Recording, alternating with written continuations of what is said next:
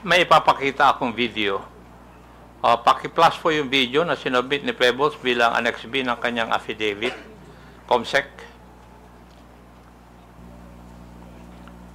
Ito po ba yung video na pinag-uusapan po natin na Pebbles? Yes po, Mr. Chair. At yan din ang video na pinadala sa iyo ni Maharlika noong July 22?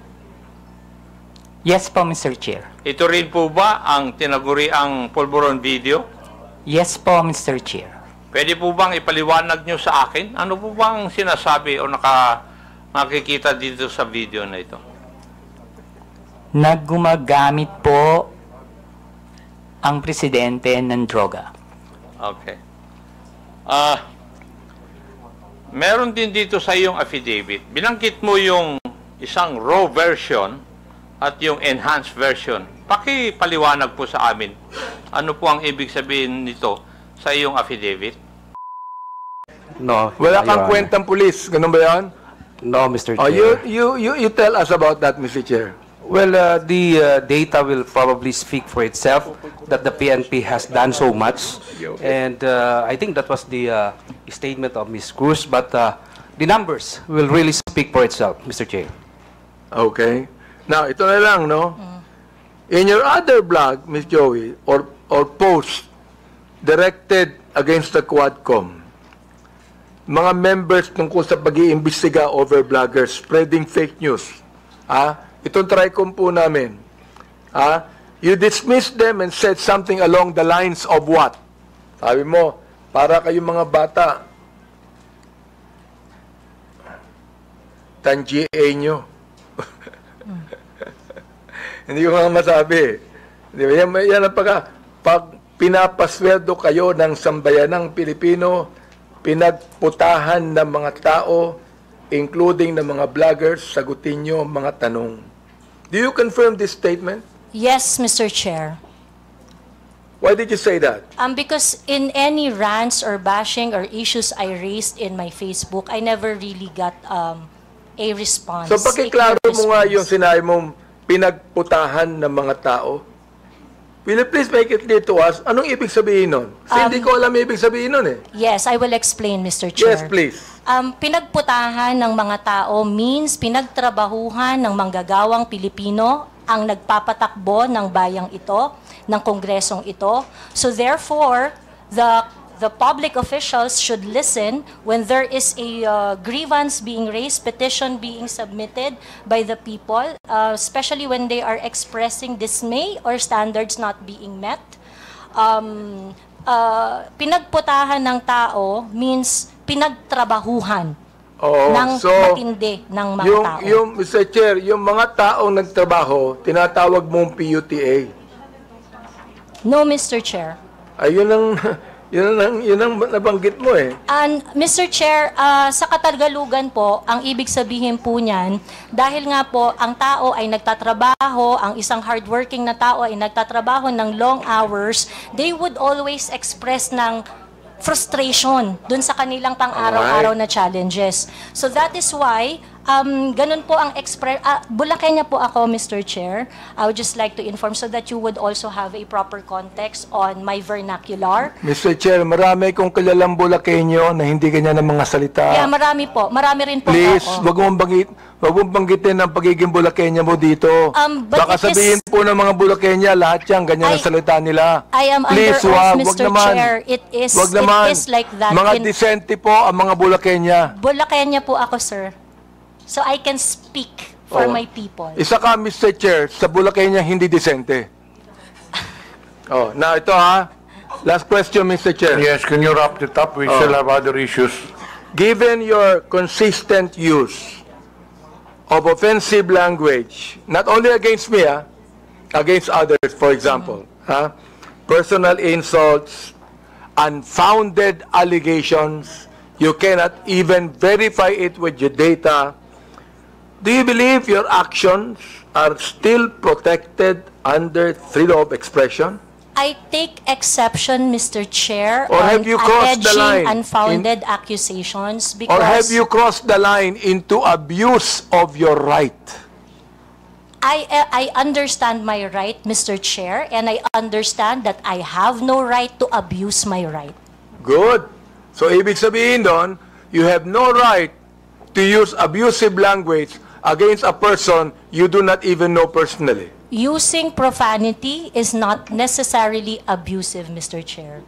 Well, you made that in a personal way. So, let the people judge it. No, because Correct, a lot Mr. of people Chair. are watching Agree. now. Let the people judge Mr. it. Chair. So, siguro, yun na lang, Mr. Chair, ang may atanong ko kay Ms. Joey. Siguro ngayon, makakilala na kami ngayon, siguro magiging close na kaming dalawa. Baka kayo ng sunod na love team. Kung ako, please recognize. Thank you, Mr. Chair. May I know if Mr. Vicente Bencalo Conanan is present this afternoon? Yes, she just took her oath. Would he be the same as Miss Pebbles Conanan? Yes Same. po. Your Honor, Yes. Thank you. I have here a sinumpaang salaysay. Paige, could you please present it to her?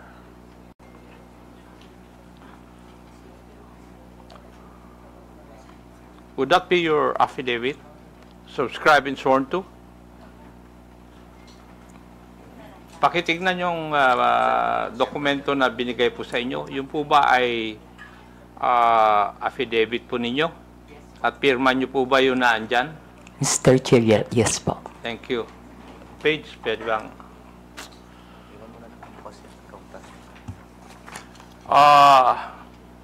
Would you mind if I just call you Pebbles in this hearing? Mr. Chair, thank you po.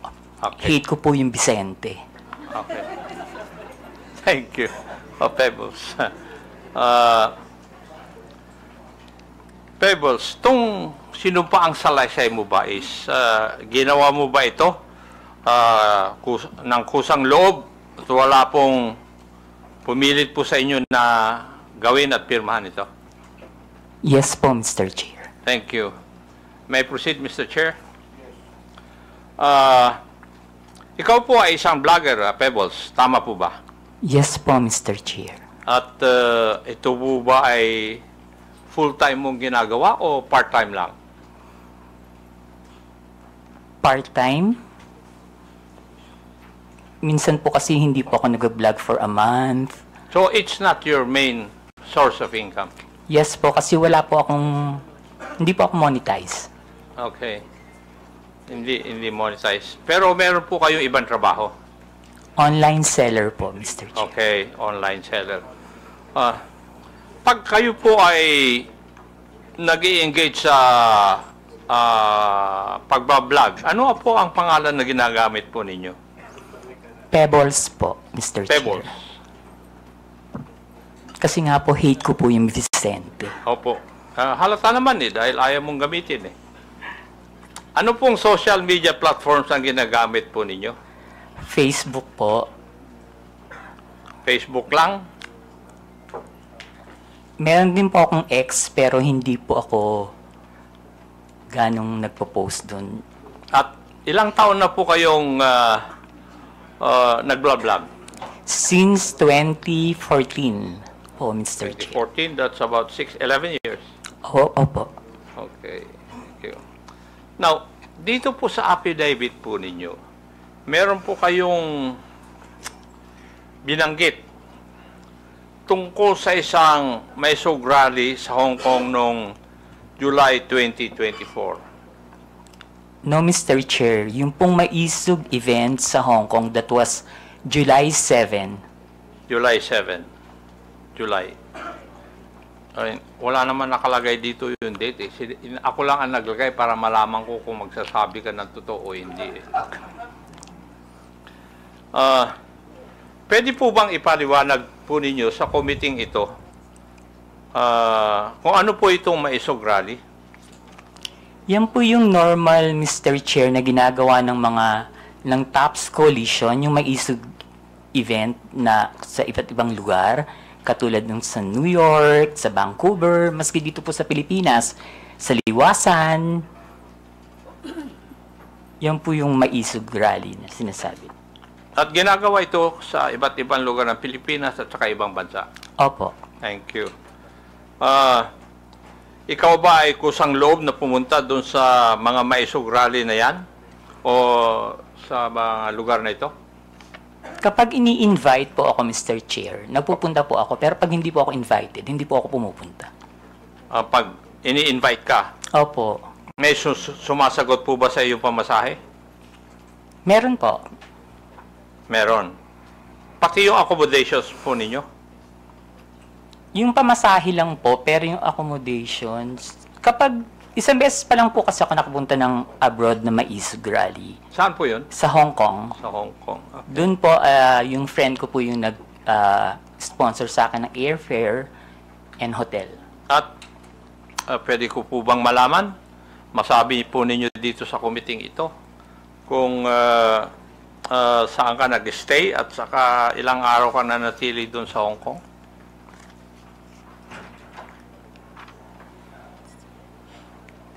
July 7 po, ginawa yung event. July 6,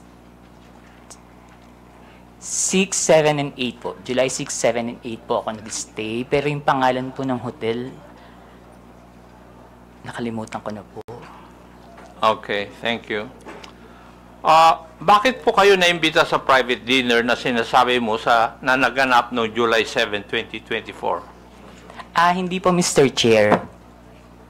After po ng event, meron pong dinner Naimbita po ng kayo? lahat ng naging speaker dun sa event. So, naging speaker kayo doon? Yes po. Okay.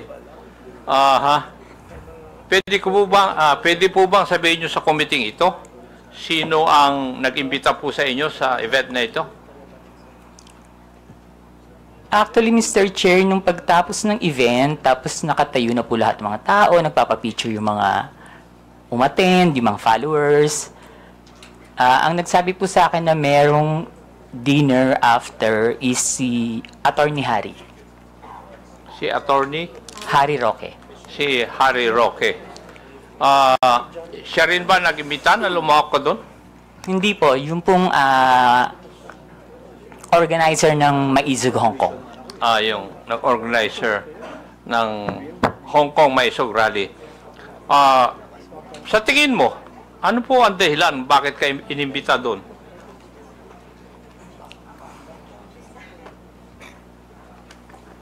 Kapareho rin po nung mga ginagawang rally dito sa Pilipinas, na sabihin lahat ng ginagawa ng gobyerno na hindi namin gusto kasi that time kalaban po ako ng gobyerno. Liwanagin po natin yon. Kalaban ka ng gobyerno? Ano Opo. po ang ibig sabihin po ninyo sa ano po? kalaban ka ng gobyerno? Mr. Chair, Kayo po ba ay critic ng gobyerno? Yes po, kritiko yun. po ako. Kasi Opo, malawak po kritiko yung po ako. sinasabi po nyo na kalaban ka ng gobyerno. sorry, kritiko po ako ng gobyerno. Kritiko ka ng gobyerno. Okay. Meron akong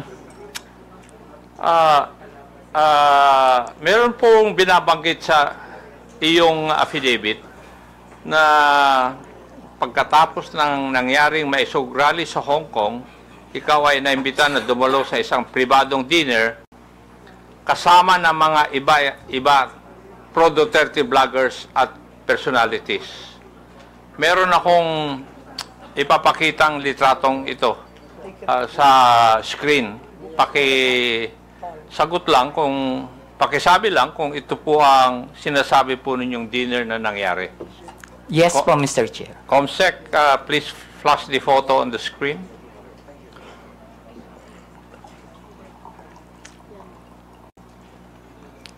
Yes po, Mr. Chair. Yan po yung dinner. Yan. Yes po, Mr. Chair. try ko po lahat. Yung kakilala ko lang po ha. Opo. Yung pong nakaupo from left side is si Tio Moreno. Yung nakatayo po na Tio Moreno, yung nakaupo dito sa kaliwa? Dito po. Naka-black? Hindi po yung naka-brown. Naka-t-shirt? Yes po. Ay, ipag-doon po kasi ako tumingin. Oh, kasi nasa left sa photo, yes. Okay. And yung nakatayo po na white is si Miss Sas Rogando Sasot. Okay. Ako po yung kasunod. Sumunod po si Miss Joey. Next si Sec Trixie, si Attorney Vic. And then yung nakaupo pong green is si Prof. Ana. Uy. Okay. Yung naka-red, hindi ko po kilala. Yung katabi po ng naka-red, si Attorney Harry Roque. Yung nakatayo pong naka-black, si Daniel Long.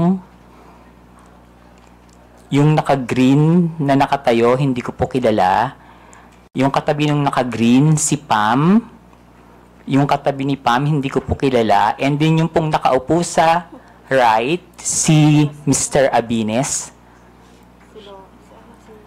Yung katabi ni Mr. Abines, hindi ko po kilala. Then si Attorney Glenn Chong and si Doc Badoy.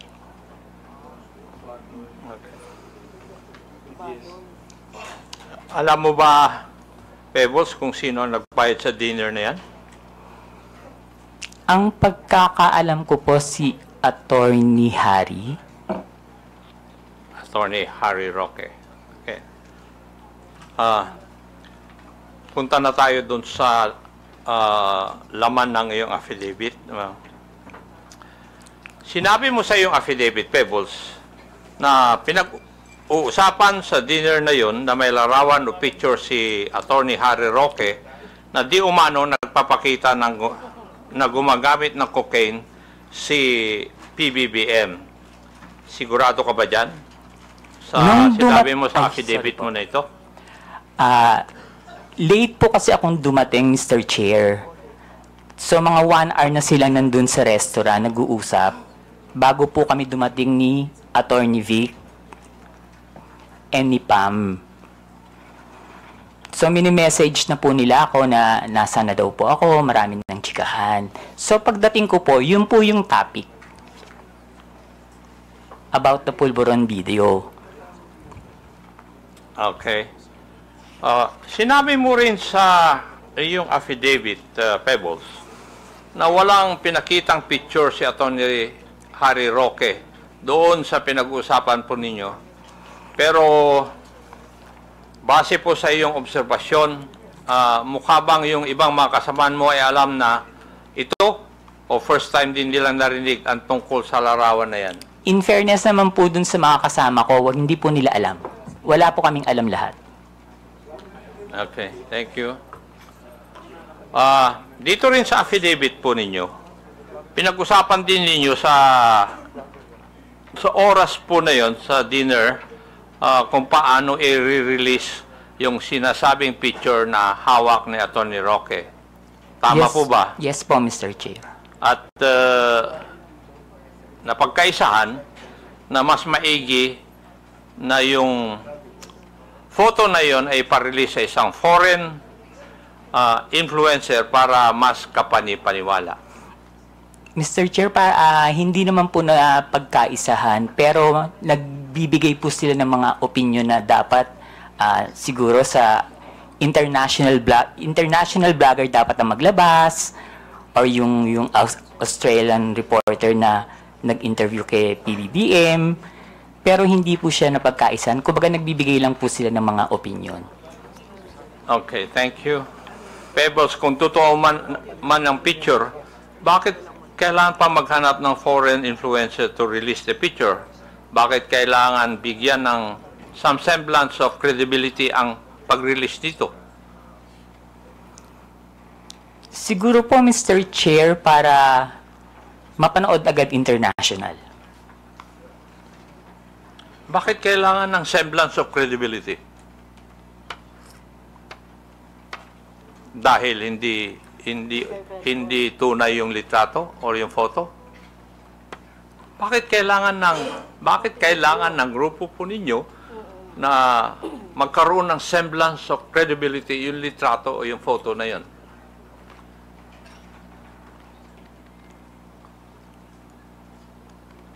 Hindi ko po... Kasi that time po, Mr. Chair, nakikinig lang po ako. Hindi po ako nagbibigay ng opinion na ilabas ng international vlogger. Nakikinig lang po ako sa kanila. Wala po akong binigay na opinion na, ay, oo, sige, ilabas mo. Dapat ilabas siya ni ganito. Dapat ilabas siya ni ganyan. Hindi po ba, Pebbles, having in this business for 11 years, kung kailangan bigyan ng credibility isang bagay, yun ay dahil yung isang bagay na yun ay alanganin. Yung bang pwedeng hindi totoo? Yes po, Mr. Dahil Chair. kung totoo yun, hindi nyo na kailangan na bigyan ng credence o credibility. Yes po, Mr. Chair. Yes, thank you. Sa iyong obserbasyon, Pebbles, sino ang nangunguna sa diskusyon nung oras po na yun? Mr. Chair, si Attorney Harry Roque po. Si Attorney Harry Roque. Now,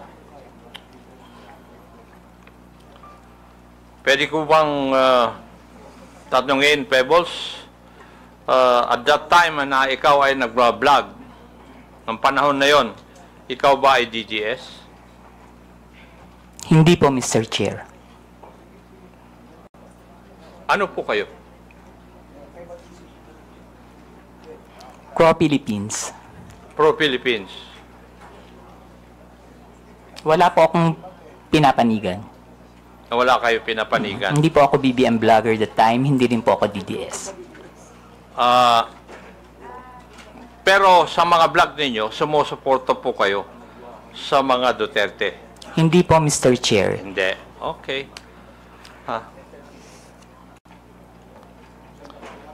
Dito rin sa iyong affidavit, Pebbles, may binanggit din ni Attorney Roque na sinabi niya na kaya niyang magpabagsak ng gobyerno. Tama rin po ba ang pagkabasa ko dito sa affidavit po ninyo? Yes po, Mr. Chair. Ang exactly sinabi niya dyan is nagkamali sila, magaling akong magbagsak ng gobyerno. Aha. Oh. Sa tingin mo, kaya po ba niya talaga? Mr. Chair, hindi po, kasi nagtatago po siya ngayon eh. Tama. Meron. Yung,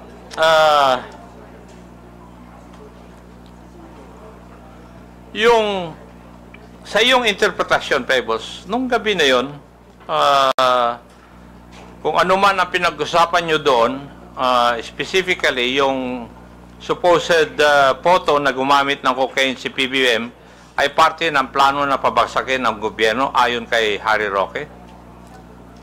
Sa palagay ko po, Mr. Chair, parte po yun ang plano ng gusto nilang pabagsakin ng presidente. Okay. Meron po bang ibang pinag-usapan pa nung gabi ngayon? Wala na po, Mr. Chair. Wala na. Okay. Now, meron ka rin binanggit dito sa iyong affidavit, yung may sug rally sa Vancouver, Canada. Dito po yata, inirelease officially, yung photo na pinag-usapan ninyo doon sa Hong Kong may sug rally. Yes po, Mr. Chair.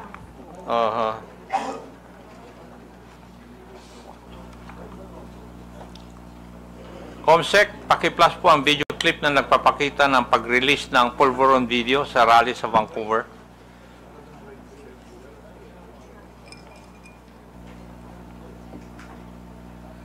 Yan ba'y epekto ng pulburon?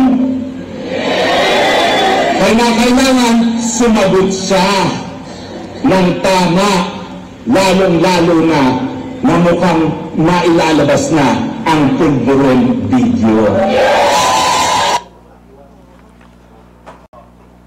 Thank you. Pebbles, nandun ka ba sa rally sa Vancouver? Wala po, Mr. Chair. Paano mo, kung wala ka po doon, paano mo nalaman ito? Naka-live po yan, Mr. Chair. Aha. Nag-live po sila dyan. May nag-abiso sa'yo na magla-live sila? Wala po, Mr. Chair. Pero kasi, pag binuksan niyo po yung social media, yung Facebook, yan po yung trending. Yun ang trending.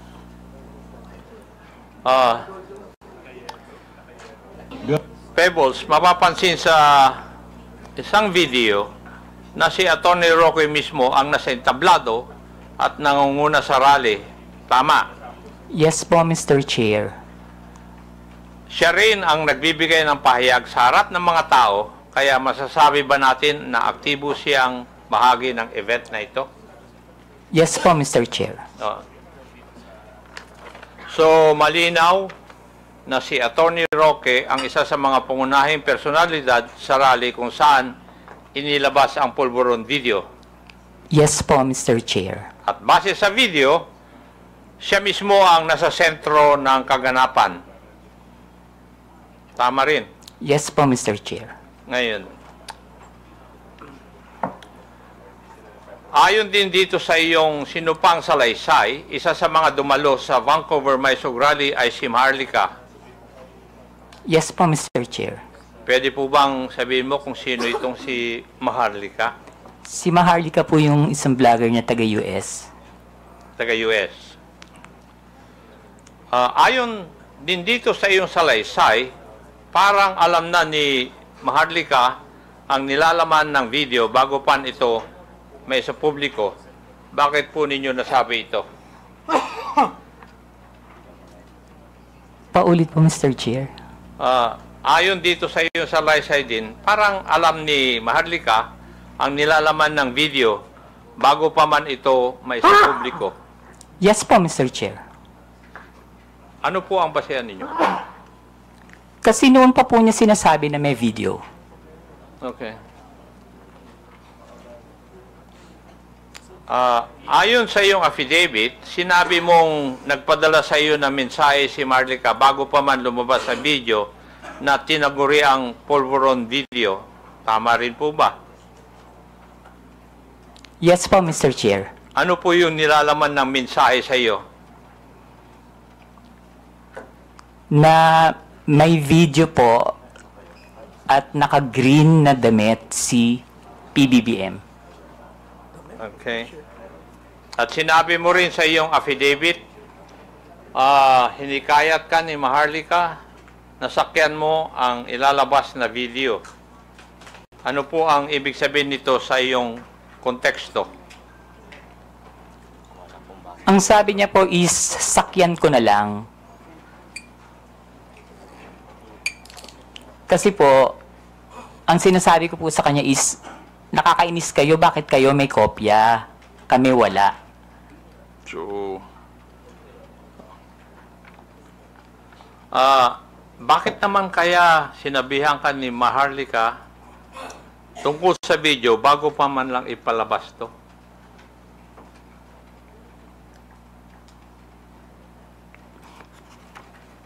Hindi ko po alam, Mr. Chair. Kasi po, sa totoo lang po, Mr. Chair, si Maharlika, kaibigan ko po yan, pero kahit kaibigan ko siya at meron siya mga issues, hindi po siya nagsasabi sa akin kung sino yung mga puting ahas niya. At hindi rin naman po ako nagtatanong. Okay. Hindi na po ako magtatanong doon. May ipapakita akong video. Paki-plus po yung video na sinubmit ni Pebbles bilang Annex B ng kanyang affidavit. COMSEC.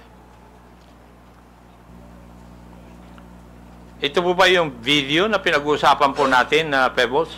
Yes po, Mr. Chair. At yan din ang video na pinadala sa iyo ni Maharlika noong July 22? Yes po, Mr. Chair. Ito rin po ba ang tinaguriang pulburon video? Yes po, Mr. Chair. Pwede po bang ipaliwanag nyo sa akin? Ano po bang sinasabi o nakikita dito sa video na ito? Naggumagamit po ang presidente ng droga. Okay. Meron din dito sa iyong affidavit. Binanggit mo yung isang raw version at yung enhanced version. Pakipaliwanag po sa amin.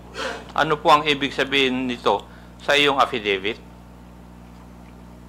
Yung raw version po kasi, kapag tiningnan nyo, hindi nyo siya masasabi na kahit na hindi po siya talaga, hindi nyo rin po talaga masasabi na si PBBM.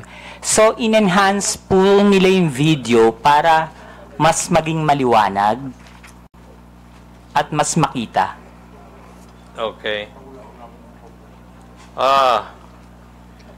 Ang ibig nyo bang sabihin, na-edit yung video? Yes po, Dun sa Mr. Chair. enhanced version? Maski po yung raw video, hindi po ako naniniwala na si PBBM yan. Ano po yung inyong basihan? Kasi Chairman, po, Mr. Chairman, pwede pakiulit yung sinabi mo kanina, Miss Kunanan? alin po, Mr. Chair? Yung indisi, ano yun? Sino yun? Sa raw at saka enhanced version? Hindi po si PBBM yan. Indisi. PBBM, hindi po yan yung presidente. Thank you, Mr. Chairman. Ano po yung basihan po ninyo, Pebbles? Kasi po, Mr. Chair, hindi naman po talaga yun yung mukha ni PBBM. Noon ko po pa kasi siya kilala. And kung yung edad niya that time, kung titingnan po mabuti yung nasa video, kung 30 plus pa lang siya or 40, parang wala pa po yatang cellphone nun. Okay.